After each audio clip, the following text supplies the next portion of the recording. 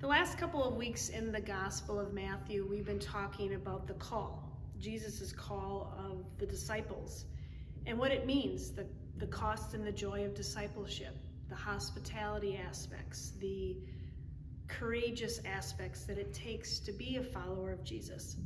Which got me thinking, why does anybody follow? And if someone is calling, if Jesus is calling, what does that even look like? I was thinking about why I do what I do. How did I hear my call? And it took me some time to figure that out. I think I finally heard my call when I was in college.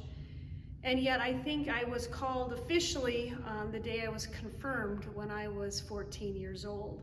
That when I took the baptismal vows again and listened to them and answered them for myself, I remember weeping during my confirmation and wondered, what is that all about? Fast forward several years and into my time at college, I was really trying to figure out what I wanted to do, and I was really focusing in on the helping professions. I wanted to be a physician. And yet I knew one of the things that offered peace in a time when I was trying to figure out who I was as a person was going to church. So I ended up going to church while I was in college and found a faith community there. It was also where I was able to see a woman pastor. I grew up UCC, so I knew women could be ordained, but I had never met someone. I'd never met a woman in the pulpit until I met Diana Shaw. And I was able to see her work. And then in being in conversation with my pastor and mentor, the late Kenneth Dix, I knew that I was flirting with a call.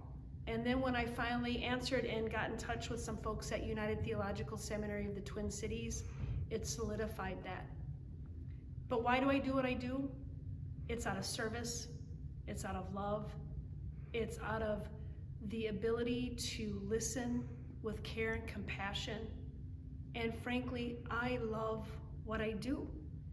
There is something about looking at scriptures and being able to preach on some Sundays and see the look on all of your faces, the looks of, I can't believe she just said that, to, oh wow, that was a holy moment, to being able to baptize children, and then to be with folks in their final moments in death. Those are holy, special moments, and moments that oftentimes I don't have words for.